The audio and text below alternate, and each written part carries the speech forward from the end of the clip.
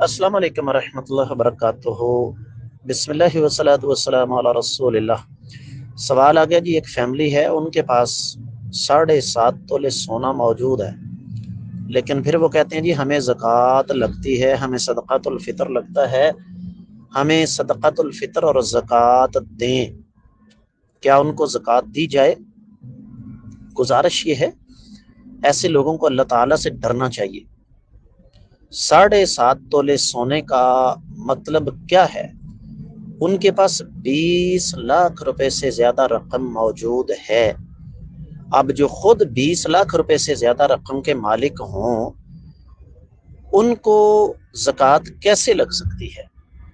لہذا ایسے لوگوں سے کہیں کہ اللہ تعالیٰ سے ڈرنا چاہیے آپ کو، یہ آپ کے لیے جائز نہیں ہے۔ امید ہے کہ انشاءاللہ آپ کو سمجھ آ گئی ہوگی۔ واللہ تعالی اعلم۔